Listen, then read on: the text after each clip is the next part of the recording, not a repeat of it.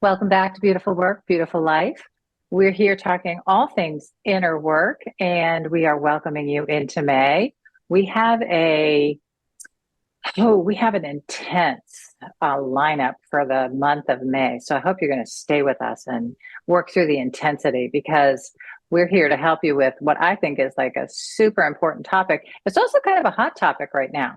So we're going to start our month off with the how, what, and why of being triggered. And I feel like being triggered is kind of a buzzword out there. What do you think, Laurel, my partner? What do you think? I think it's true. I think that a lot of people are triggered more easily now than before. Hmm. Maybe it has something to do with our 2020 year where we got to stay home and live in our bubbles and not have to really be out in the bigger world. Yeah, And yeah. and it became clearer for many people that year what was really important, where their beliefs were. And now that we're out back in the world, maybe even more at a hectic pace than before, there's a few things that get in the way and trigger us. Yeah, I think I would attribute some of it to having narcissism be a topic of conversation and a more another word that we've used come to use more frequently in our culture, because I do think that many people, when there are narcissistic behaviors, that people do get triggered, and I do think that narcissistic profiled people tend to get triggered easily. And so in my opinion, I do think that that's also been a contributing factor. And I think, just even as we are growing in our ability to converse openly and more regularly about psychology and the human mind, that being triggered is a topic. It's a hot topic because it makes us so emotional, right? Yeah. Yeah, Would yeah. we ever be triggered if it wasn't for our emotions? I know, right? I think that that's a good question. That is a good question, Laurel. So let's talk about what being triggered really is. Let's talk about some of the symptoms and the things that happen in our being and in our body, and then what we can do about that, right? And how we can work up with them really consciously. I know for me, my life, I would say probably for the last 10 years, after being deeply steeped in doing beautiful work for quite some time, I feel like I got to the point where I didn't get triggered very often. There wasn't a whole lot left that I hadn't worked through, that I couldn't consciously just come to a situation. Oh, I'm being triggered right now. I need to just breathe, relax, like not get involved here, knowing that it was a trigger. Right. The thing about being triggered is first you have to know it. You have to see that it's happening for yourself, and then you have to Yeah. consciously decide, oh my God, I'm not going to get caught in a messy situation or cause a big disruption here Yes. because I'm being triggered. Right. And that's the one of the Yes. trickiest parts of it. It is because it's that self-awareness, right? I mean, Yeah. I find myself thinking, I don't feel that I get triggered very often, but is it true? Or is it my self-awareness is not is not elevated when it comes to my bad behavior? I don't know. Right, right. Good question. That's a good question. Lots of good questions here, and places for our friends and listeners to investigate for themselves and start to get really curious. I hope you leave both all of our podcasts this month of May really curious about your own behavior and about other people's behavior, especially when it seems irrational or Yes. out of order to the situation. Like, can we get more curious about it rather than us now being triggered by somebody else's being triggered? And now we're in a bad loop of really, usually it's just a downward spiral. Nothing Yeah. good happens. Yeah. So Yeah. tell, how would you define Yeah. being triggered or a trigger for you? I know that Right. it's subjective, right? Because what triggers Definitely. me may not trigger you, but Right. how would you define a trigger? Right. And so I feel like it is definitely deeply personal. So I think the word trigger is hard to define in and of itself, right? Because it's so personal to everybody. What triggers me might not trigger you. And so what is that thing a trigger? No, it's not, because if it's not to you, and it's not defined that way, then what makes it a trigger? That's only a trigger to me, right? So it's a very personal, subjective experience. But being triggered for me is really about coming to a place where you suddenly feel emotional, and oftentimes there's some combination of emotion and anxiety intensity, right? Where you are now acting in a way where you don't necessarily have control over your behavior in full consciousness. You're reacting, you're intense. If somebody was standing outside and looking at it, they might say, something just happened there that doesn't seem natural or in order with, just kind of whatever was happening, right?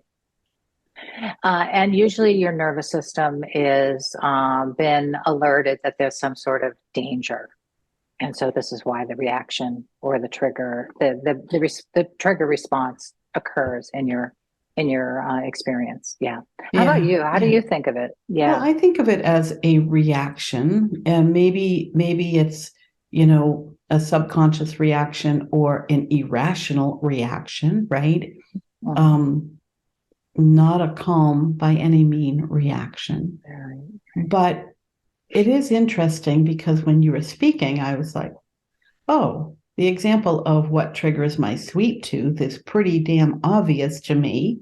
And I love this example that came up in my mind because I could be at a coffee shop and look in the pastry shelf and my sweet tooth is triggered, for no reason. Yeah. I may not be hungry. I may not want to eat that today, but something inside me is like, ooh, reacting to whatever it is I'm seeing or experiencing, right? Yes, yeah. So I like this about, when something triggers you or me, it's a reaction that comes up without us deciding to allow it to come up. Right. It happens with that automatic response system. Your nervous system is reacting to it before your mind even reacts to it, right? Yes. So it's interesting because you were thinking, one of the things that you said, Laurel, that I think is interesting is that most triggers, the response is not calm. And yet I know in my makeup and the way that I went into survival mode in a lot of ways in life, right? I would shut down as my triggered response to dealing with something that I couldn't handle, right? My nervous system didn't want to handle or couldn't handle. And emotionally, if I got overwrought, right, and I didn't know how to figure out how to express it and deal with it, then I would just shut down. And so it might look calm on the outside, but it's never calm on the inside. Okay. And I think unless you have so much control over yourself that you really can shut it down completely. Yeah. And I think that's a really good reminder because I too, we all have survival techniques. Yeah. It might be withdrawal. It might be isolation. It might be silence, right? Mm-hmm. And I tend to think of something that triggers us to be something that triggers so much that we have an external reaction. But you are absolutely right. There is that nervous system side of hiding and freezing, right, to protect ourselves from something that is perceived as a threat, that is a trigger. Right. And that's one of the reasons that, when we talk about beautiful work and inner work, this is a great example of inner work, because maybe it might look like on the outside, you're fine. Nothing happened for you that was a big deal. But I knew always when I was being triggered. And I knew on the inside when I was having an irrational reaction to what was going on, even if it was happening in my mind and in my physiology, but I still could keep a calm exterior. I still know that I was being triggered and I had some work to do. Yes. Right. Yeah. With that. Yeah. Mm-hmm. I think that's a great reminder. Right. And also I know for me, it was always it's so uncomfortable to be triggered. it's very unsettling. It's disempowering, right? And it can be guilt producing later if we don't behave well, right? So there's so many layers to this and so many reasons why this is really, really important inner work and beautiful work, because the outcome goes from being usually, if you can manage your triggers, if you learn how to work with them really well, you go from taking a situation that could end up being really awful, really ugly, really inflamed by, you and other people around you, to one where you feel like your presence can be steady, you can make a positive contribution, you can help people to mediate walking away well, if you can't handle it together or move through it really well. So, I mean, triggers are a great example of what the beautiful work can really Yes. look like. Yeah. Yeah. And can really result in. Yeah. Yeah. So what are your tips and tricks for acknowledging a trigger and managing Yeah. a trigger? Let's go through that. Let's kind of just make up some steps here on the fly, Laurel. I think between the Okay. two of us, we can. I mean, if we sat down and we wrote it out, we could come up with a really, really beautiful, embellished kind of, this is what you do when you're triggered. But we can do it off the cuff, I think, between the two of us really well. So the first part is to recognize that you're triggered. Right. That's an absolute, and then to own it. Yes. And to decide that you don't want to just do the same thing that you would normally fall into, the same pattern that you would normally fall into, because more often than not, right, when we're triggered, it's a nervous system response, and we go into that it's an automatic, response, physiological response, and then we go into some automatic behavior that does connect back to some survival technique that we're trying to work through, right? Yes. So the beginning is, acknowledging it, right? Knowing when you're triggered, and then making a decision, a real conscious, committed decision. I don't want to be stuck in having this thing or this kind of situation trigger me anymore. Right. Yeah. And so it's interesting because I often think about, being the observer, right?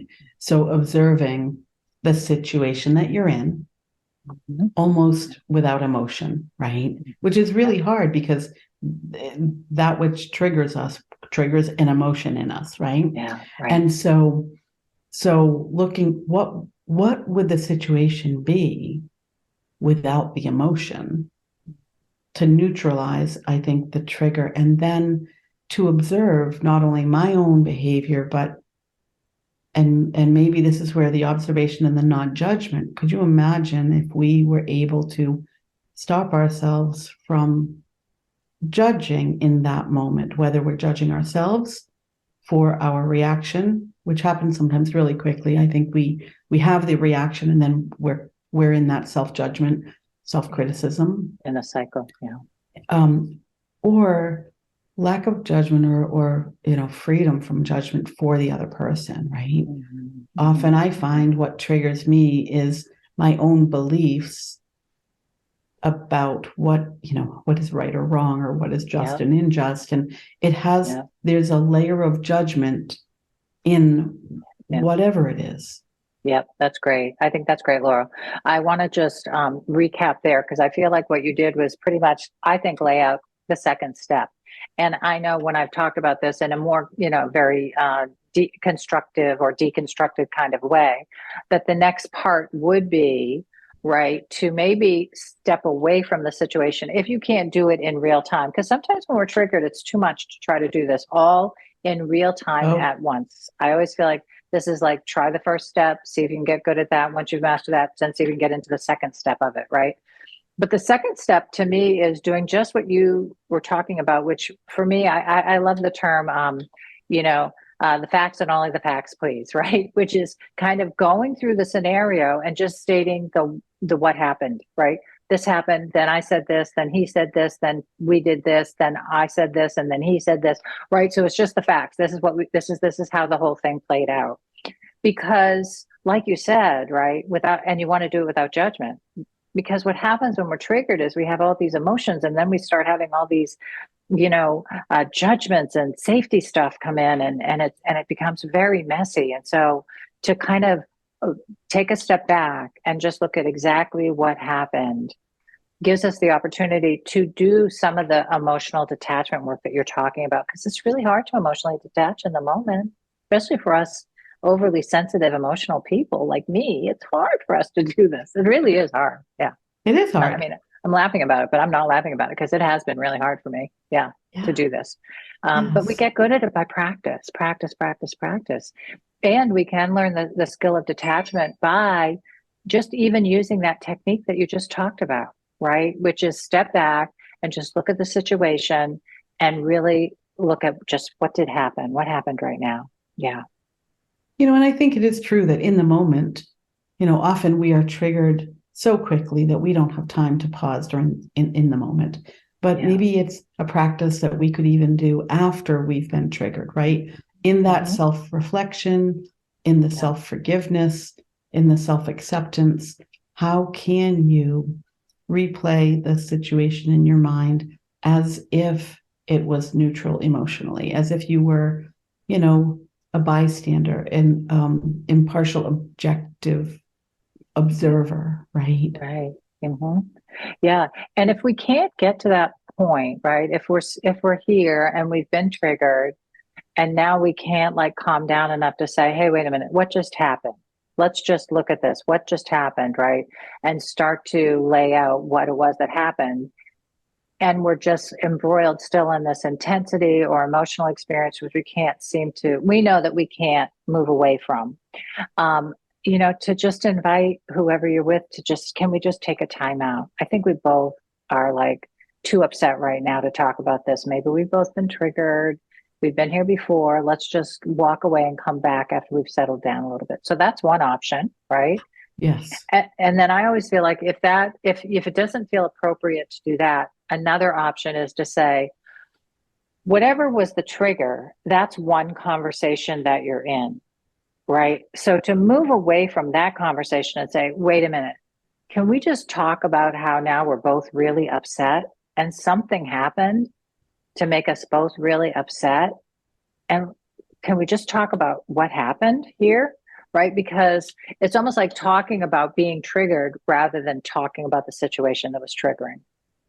And so we can, depending on your level of, I want to say, relationship savvy, right? People that are really relationship savvy or have pretty high skill levels in their relationships and have done a lot of relationship work, they might be able to just go right into that conversation, right? And just put the other thing Yes. aside and say, wait a minute, I just got really upset. You just got really upset. What are we upset about here? Can we work on this a little bit? I don't want to go through this again, right? Because oftentimes when we're triggered, we come back to a loop that we revisit over and over again. And that's We the goal, is do. not to be there, stuck there. Yes. Yeah. And I think Yeah. that's really even helpful when if one person is in a place where they've worked with their own triggers and their awareness of their triggers enough to be able to say, hey, it seems that we're both triggered in this moment. Can we talk about that? And the other person doesn't receive that well. Maybe they're not willing to talk about, they want to go back to the action or activity that was triggering. Yeah. How can you with grace, and loving kindness, move into that place to let the emotion settle a little bit about the what happened, the source of the trigger. I'm not sure. Yeah. It may be just expressing what you need in that time, right? And it might be something like, I just want to acknowledge that I'm in a heightened state of emotion at this moment. I need some time to settle down. Good. That's great. That's great. And I don't want us to get any more upset with each other. So my goal is just, let's take a time out and then come back and let's try to have the conversation again or start anew. Right. Yes. And then when we come back, right, I think one of the most important things that you can do to help one another and to hopefully begin the work of dismantling those triggers for each other is to eventually get to the part where you do talk about what triggered each other, and Yes. can what's going on with that? I mean, is there somebody else that, do I sound like somebody else? Because triggers, when we come back to this idea of being triggered, right, most often early the early trigger had something to do with survival, right? So this, when the trigger got established in our beingness, we thought it had something to do with our survival, and it could very well have, right? It might not have been real, but it certainly could have felt real for us.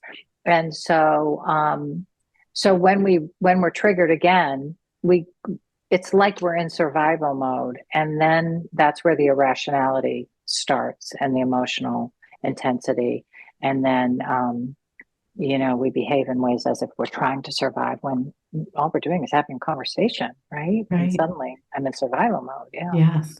Let's talk for 1 minute about being triggered by some, and I'm thinking about a situation where you are not with physically with one other person, right? So it's not the person that you're in relationship with at the moment that but maybe something you're witnessing. And I think about this on TV, right? On television, or what we might hear.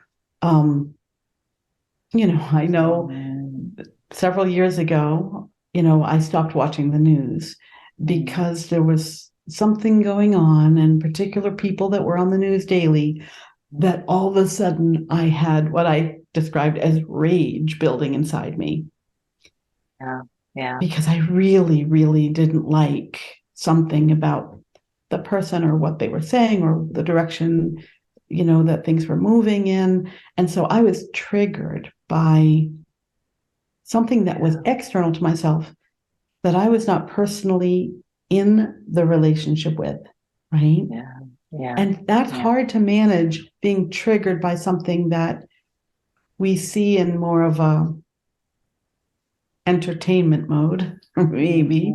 Or so what do you think about those situations? I think I love those situations for helping us to get clear and identify what we feel really passionately about. Like when we've talked about, we've have other shows that we've done on values, and we've referred to this being able to identify your high values, and when we are able to really identify what we value, what really matters to us most, right? The things that we care about really deeply and passionately, right?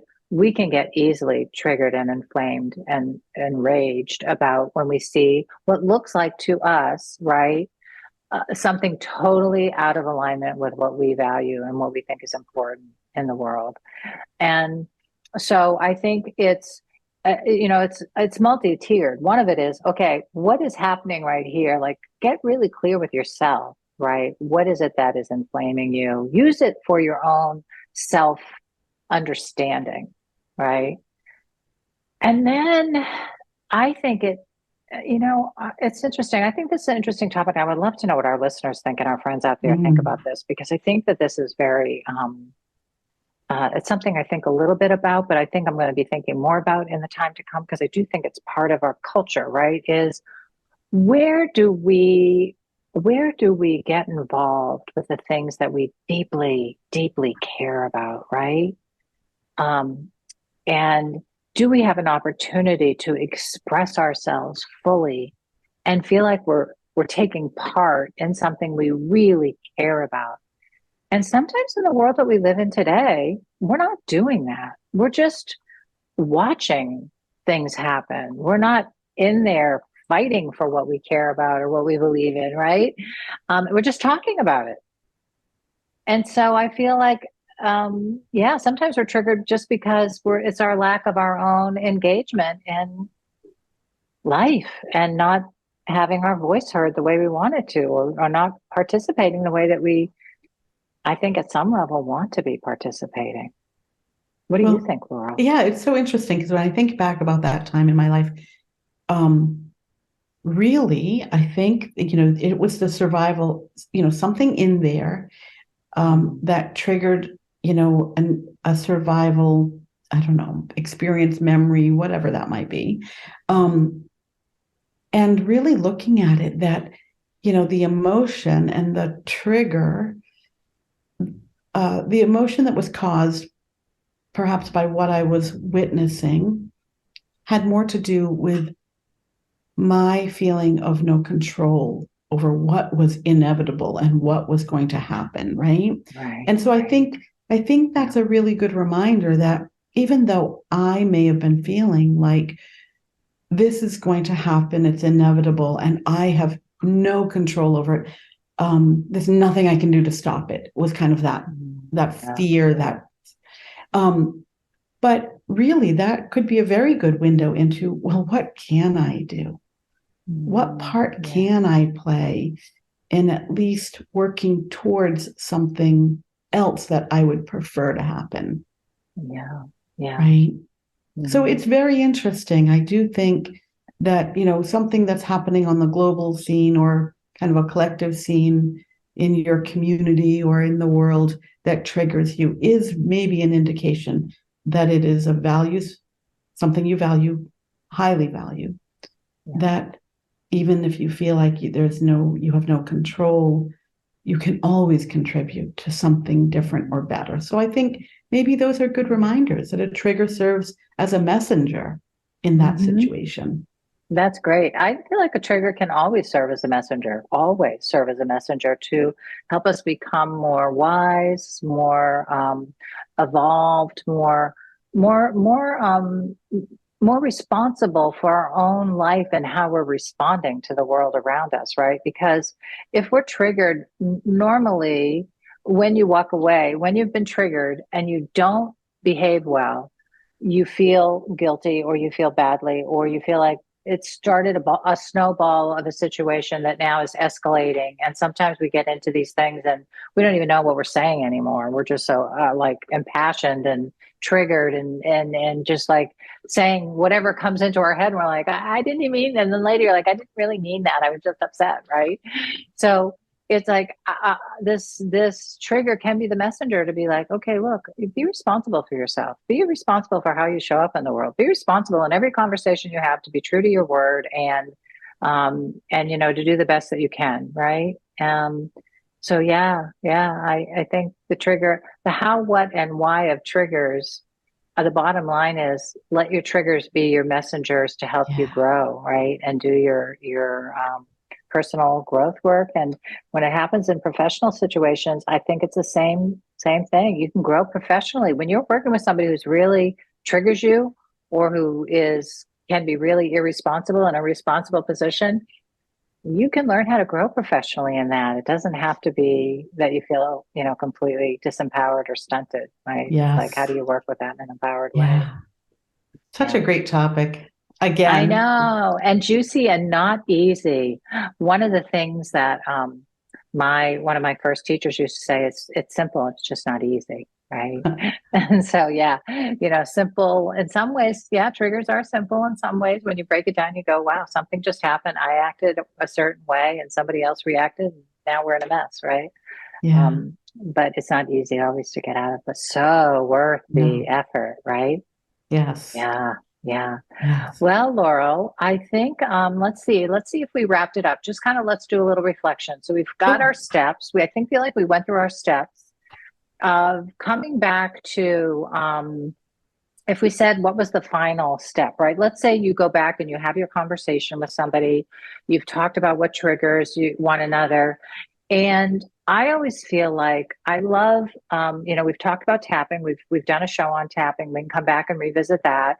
Breathing in as you work through a trigger. Oftentimes, breath work can do just as much as tapping over time. But sometimes tapping, if you're really intensely triggered, can help calm your nervous system and get you out of the fight or flight mode, or help your body manage the physiology of what happens when we go into that space. So tapping is a great tool for you if you really feel like you struggle with being able to handle things and, you're being triggered in a way that physiologically is disturbing, upsetting to you, Yes. try tapping, learn tapping and try that. I feel like that's a great tool.